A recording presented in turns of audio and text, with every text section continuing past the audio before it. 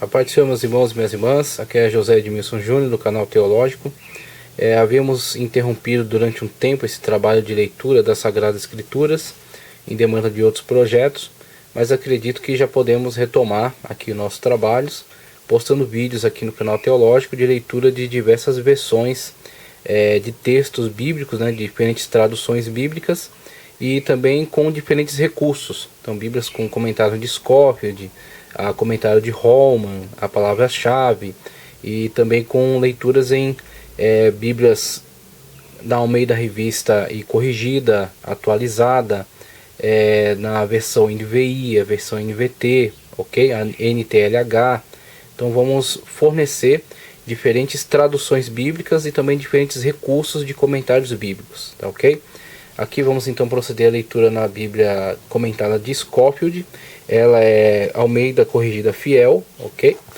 E vamos dar sequência à leitura que estávamos fazendo. Havíamos interrompido no livro de Josué, então vamos retomar agora no livro de Juízes, ok? Livro de Juízes. Vamos proceder primeiro à leitura do texto bíblico, Almeida Corrigida Fiel, como já falei. E depois eu faço uma leitura também dos recursos que há aqui na Bíblia comentada de Scofield.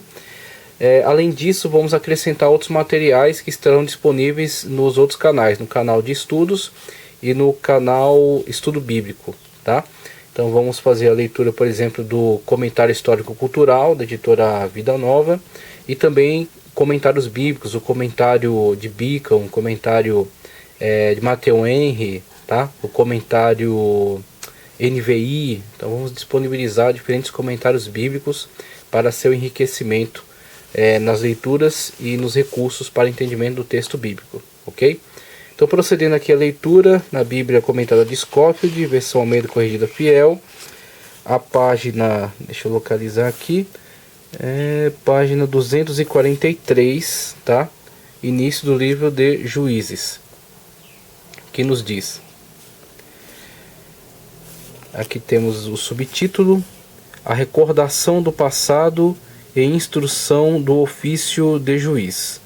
Vai do capítulo 1, versículo 1 até o capítulo 3, versículo 4. Então temos essa sugestão de perícope, né? Então, essa perícope está tratando do mesmo assunto. A situação após a morte de Josué está aqui entre capítulo 1, versículo 1 até 2, versículo 10. O texto nos diz: E sucedeu, depois da morte de Josué, que os filhos de Israel perguntaram ao Senhor, dizendo: Quem dentre nós primeiro subirá aos cananeus para pelejar contra eles? Versículo 2: E disse o Senhor: Judá subirá, eis que entreguei esta terra na sua mão.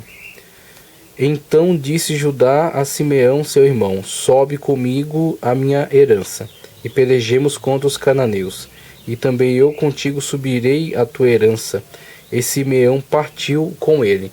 Já inclusive aqui uma justificativa para a situação geográfica posterior, na qual nem se torna possível mais identificar o território, distinguir o território de Simeão.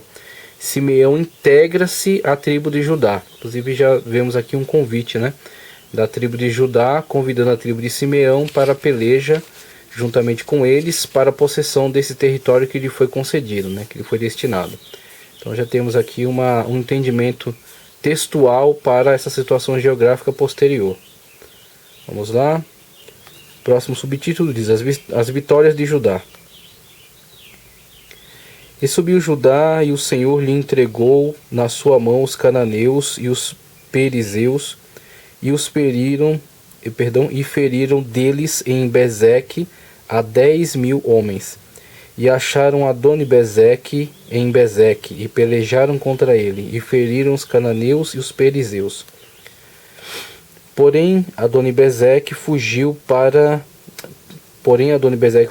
mas o seguiram e prenderam-no, e cortaram-lhe os dedos polegares das mãos e dos pés. Então disse Adoni-Bezeque: 70 reis com os dedos polegares das mãos e dos pés apanhavam 70 reis com os dedos polegares das mãos e dos pés cortados, apanhavam as migalhas debaixo da minha mesa. Assim como eu fiz, assim Deus me pagou.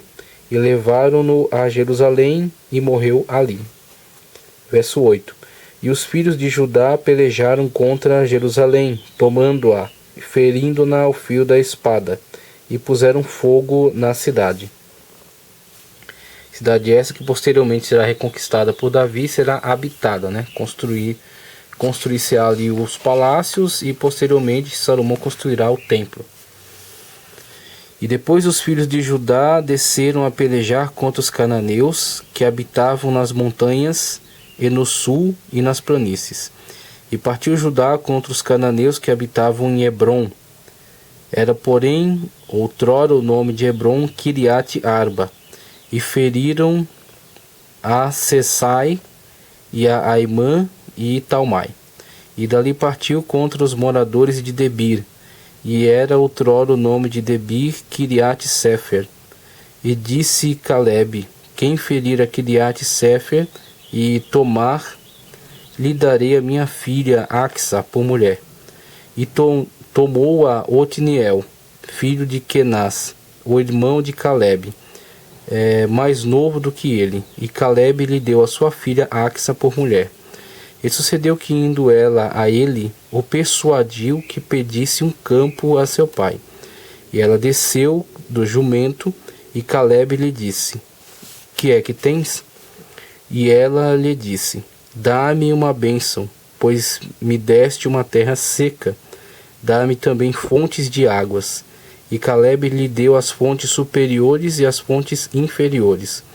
Também os filhos do Queneu, sogro de Moisés, subiram da cidade das palmeiras com os filhos de Judá ao deserto de Judá, que está ao sul de Arade, e foram e habitaram com o povo. E foi Judá com Simeão, seu irmão, e feriram os cananeus que habitavam em Zafete, e totalmente o destruíram, e chamou-se o nome desta cidade Ormá. Tomou mais Judá a Gaza com o seu termo, e a Ascalon com o seu termo, e a Ecrom com o seu termo. Cidades estas, né, que serão importantes cidades filisteias, no período em que os filisteus se fortalecerem na região, a sua pentápole, as 5 cidades-estado unificadas, que darão inclusive muito trabalho no período aí de Saul, de Davi, e finalmente em Salomão já terão então uma situação mais dominante para Israel, né? E estava o Senhor com Judá e despovoou as montanhas, porém não expulsou aos moradores do vale, porquanto tinham carros de ferro. Uma situação bem característica desse período. Esse tipo de armamento de guerra, que poderíamos fazer uma analogia com os tanques de guerra da atualidade, o que fornecem uma importante vantagem, né, para os exércitos que possuem esses equipamentos e que conseguem ser dominantes em determinados tipos de terreno. Então, mesmo que eles conseguiram subjugar, né, os terrenos altos, né, das montanhas, mas tinham dificuldade nos terrenos de vale devido aos povos que ali estavam e que possuíam esse instrumento de batalha, né, os carros de guerra, o que possibilitava incursões rápidas, né, e um tipo de batalha muito feroz contra os israelitas, né. Isso que será alterado somente ao tempo aí do rei Davi, que implementará um exército muito mais poderoso. E a parte norte vemos o empenho de Onri é Acabe, que passam a implantar também esses mecanismos, né, de batalha, né? Então passam a trazer para Israel essa tecnologia, chamados carros de ferro. E deram Hebrom a Calebe, como Moisés o dissera, e dali expulsou os 3 filhos de Anak, os ascendentes aí desses que eram tidos como gigantes, né? Pessoas de altíssima estatura e que causavam, né, um certo temor a muitas pessoas que se defrontavam, né, com esses homens preparados na batalha e com uma alta estatura. Então você tem aí os ascendentes de Anak. Vitórias incompletas de Benjamim e Manassés. Aqui é o subtítulo, estamos já no versículo 21, que nos diz: Porém os filhos de Benjamim não expulsaram os jebuseus que habitavam em Jerusalém. Aqui temos a menção a jebuseus, veja só. Antes os jebuseus ficaram habitando com os filhos de Benjamim em Jerusalém, até o dia de hoje, contexto, né, do escritor aqui do livro dos Juízes. E subiu também a casa de José contra Betel, e foi o Senhor com eles. E a casa de José mandou espias a Betel, e foi antes o nome dessa cidade Luz. E viram os espias a um homem que saía da cidade, e lhe disseram: Ora, mostra-nos a entrada da cidade, e usaremos contigo de misericórdia. Versículo 25. E mostrando-lhes ele a entrada da cidade, feriram-na ao fio da espada. Porém aquele homem e a toda a sua família deixaram ir. Então aquele homem se foi à terra dos heteus, menção aos hititas. Sagrada Escritura fazendo menção aos hititas muito tempo antes da história ter conhecimento deles. Então veja aqui presente nos textos bíblicos o povo hitita. E edificou uma cidade, chamou o seu nome Luz. Este é o seu nome até o dia de hoje. Manassés não expulsou os habitantes de Bet-Sean, nem mesmo dos lugares de sua jurisdição. E aí citando Manassés, lembrando que Manassés e Efraim, os dois filhos de José, que em substituição a seu pai, tornaram-se herdeiros de terras, ok? Por isso que mesmo Levi não sendo contado, Levi sendo uma tribo sacerdotal, devido a esta repartição, né, da possessão que seria de José a seus dois filhos, então os israelitas contam 12 tribos, mesmo com a saída de Levi da contagem, né? Porque a inclusão de Manassés e Efraim, que seriam possessão, né, de José. Então, são contados seus dois filhos. Nem mesmo dos lugares da sua jurisdição, nem a Taanac com os lugares de sua jurisdição, nem os moradores de Dor com os lugares de sua jurisdição. Texto técnico, né? Então ele fica repetindo aqui esse termo. Nem os moradores de Ibleão com os lugares de sua jurisdição, nem os moradores de Megido com os lugares de sua jurisdição, e resolveram os cananeus habitar na mesma terra. Aí há uma aproximação perigosa, né, com os cananeus, uma vez que eles estão coabitando na mesma terra. E sucedeu que, quando Israel cobrou mais forças, fez dos cananeus tributários, porém não os expulsou de todo. Tampouco expulsou Efraim, os cananeus que habitavam em Gezer. Antes, os cananeus ficaram habitando com eles em Gezer. Tampouco expulsou Zebulon os moradores de Quitron, nem os moradores de Naalol, porém os cananeus ficaram habitando com ele e foram tributários.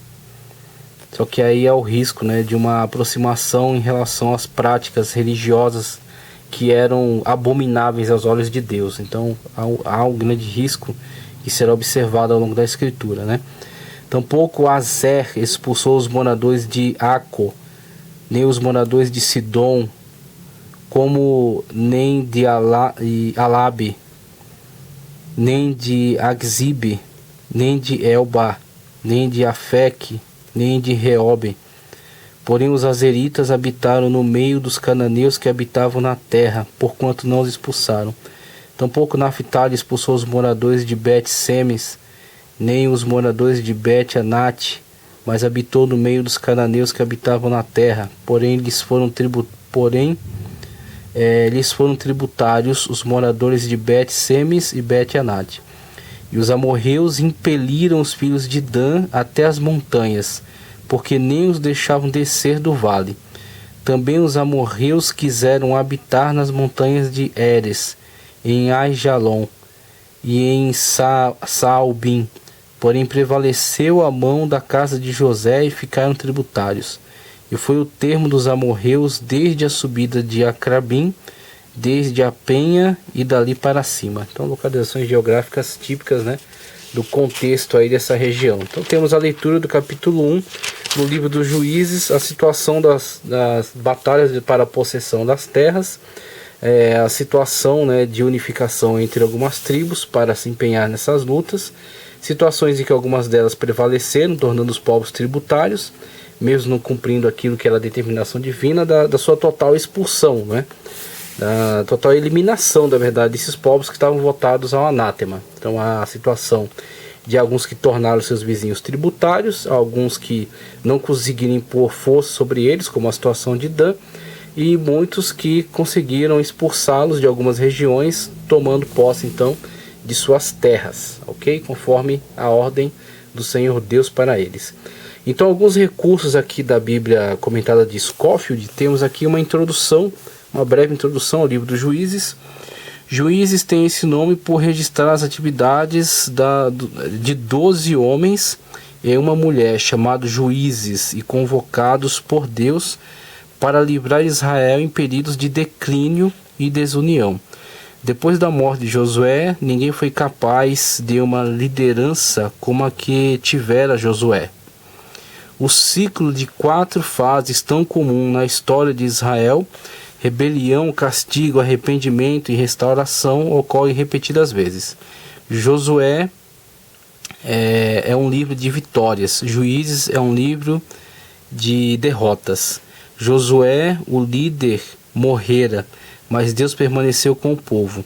A derrota era, portanto, desnecessária, né? Não é necessário eles passarem por tantos dissabores, né? Devido ao seu afastamento de Deus, sua infidelidade para com a aliança com Deus.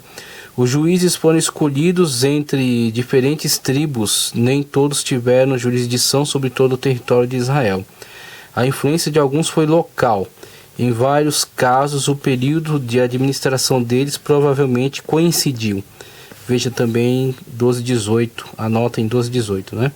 O livro pode ser dividido em 6 seções. Primeiro, recordação do passado e instituição do ofício de juiz, que está em 1 ao 3 e também capítulo 4.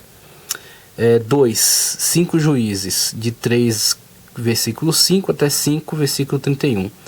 3, Gideão, de 6, 1 ao 9, capítulo 6, versos 1 ao 9, também 57. O quarto, né, a quarta parte, 6 juízes, 10, 1 ao 12, até 15, até o versículo 15. A quinta parte, Sansão, 13, 1 ao 16 e também o 31. Sexta parte, confusão em Israel. Sexta parte, confusão em Israel. Capítulo 17, 1 ao 21 e também o 25. Temos aí uma breve introdução ao livro dos Juízes, ok? Autor desconhecido, conforme ele nos indica aqui. O tema ele coloca como derrota e livramento. É um tanto pesado, mas acredito que não é injusto, né? O livro dos Juízes de fato narra diversos afastamentos de Israel, descumprimentos, né, da aliança com Deus, situações de perseguição, de derrota e o levantamento de muitos juízes para trazer esse livramento da parte de Deus. Escrito no 11º século a.C. E aqui alguns recursos nas notas de rodapé, que inclusive é uma especialidade de Cyrus Scofield, né? Teve essa brilhante ideia dessas notas de rodapé. Para versículo 1, capítulo 1, versículo 1. A maioria dos acontecimentos registrados em Juízes aconteceu entre 1400 e 1100 a.C. Há poucas indicações na Bíblia da cronologia exata deste livro, de maneira que a maioria das datas é apresentada em números redondos. Alguns dos juízes foram contemporâneos e outros atuaram em diferentes regiões do país, ok? Para capítulo 1, versículo 6, olho por olho, dente por dente, mão por mão, pé por pé, conforme Êxodo 21, 24. Como Adoni-Bezeque fizera aos 70 reis, conforme verso 7, assim veio a retribuição divina sobre ele, Levítico 24, 19, comparar com Mateus 5, 38 a 45. Essa é uma situação típica veterotestamentária. Este é o momento histórico ideal para esse tipo de legislação, né? Então estamos muito longe ainda do tempo da graça, e devido à sociologia do momento, vamos colocar assim, essa é a melhor forma de legislação possível, tá certo? Para que possa ser, as pessoas, né, a sociedade possa ser conscientizada do valor de uma vida. Então a única forma desse trabalho pedagógico de conscientização é, de fato, observar a dureza, né, da perda de uma vida em troca de uma vida que foi ceifada, né? Então temos aí esse peso colocado nessa fórmula: olho por olho, dente por dente, pé por pé, mão por mão. Outros recursos, comentários bíblicos ainda, vamos lá. Assim, nós temos aqui o final. Ele cita aqui Mateus 5, 38 e 45, e tem um finalzinho aqui. Também 2:1. No Antigo Testamento frequentemente se faz referência a esse tipo específico, distinguindo nas Escrituras de todos os demais. Comparar com Gênesis 16:9, 22:11, 48:16, Êxodo 2:3, 14:19, Números 22:22, Juízes 2:4, também o 6:11, 13 e o 3, 2 Reis 19:35, Isaías 63:9, Zacarias 1:12, também 12 e 8, tá? Aqui temos continuidade aqui de alguns recursos. Né, primeiro ponto aqui destacado por ele. Vamos lá. Ele é chamado o anjo do Senhor, Jeová, Gênesis 16:7. O anjo de Deus, Gênesis 21:17. O anjo de sua presença, né, presença de Deus, Isaías 63:9. E provavelmente o mensageiro ou anjo da aliança, conforme Malaquias 3:1. Vamos lá. 2. Ele é claramente identificado como o próprio Deus em sua manifestação aos homens. Em Gênesis 31:11 ao 13, o anjo disse a Jacó: Eu sou o Deus de Betel. Em Êxodo 3:2 ao 6, o mesmo anjo disse a Moisés: Eu sou o Deus de teu pai, o Deus de Abraão. 3. Atributos prerrogativos divinos são atribuídos a este anjo. Sim, perdão. Agora já compreendo. Ele está fazendo menção ao capítulo 2. Por isso que esses estudos não estão relacionados ao capítulo do qual fizemos a leitura já. Sim, agora que eu compreendi, está fazendo menção já ao capítulo 2, tá? Então esses recursos aqui, eu vou continuar a leitura deles na leitura do capítulo 2. Vamos encerrar por aqui, somente com esses recursos que estavam relacionados ao capítulo 1. Então os recursos, os comentários do capítulo 1 estão todos contidos aqui. Ali, próxima página, já estão direcionados ao capítulo 2, onde vai falar: subiu o anjo do Senhor a Gilgal. Por isso que ele está dando aqui muitos esclarecimentos acerca desse personagem histórico, o anjo do Senhor, que conforme suas características pode ser acreditado como uma teofania, uma manifestação visível, audível do próprio Deus, que ainda em outros desdobramentos teológicos podemos afirmar ser a pessoa bendita do nosso Senhor Jesus Cristo, pré-encarnado, antes dele vir, né, pelo processo da kenosis, encarnar num ser humano. Ele se manifestava então na pessoa do anjo do Senhor que não se manifesta em outro momento após Jesus Cristo vir em carne, ok? Então temos aqui capítulo 1 e os recursos, né, introdução, breves comentários, e os comentários que já estávamos procedendo a leitura estão relacionados ao capítulo 2, que será procedida a leitura em outro momento. Então agradeço pela sua presença aqui no nosso canal, peço para que, se você não for inscrito, inscreva-se, curta o vídeo, compartilhe, que Deus continue te abençoando, e vamos lendo a Sagrada Escritura em diversas versões e com diversos comentários, diversos recursos diferenciados que vão ajudar cada vez mais no nosso entendimento. Dessa vez fizemos a leitura na Bíblia de Estudo de Scofield, na versão Almeida, Almeida Corrigida Fiel, ok? Muito obrigado, que Deus continue sempre te abençoando em nome do Senhor Jesus.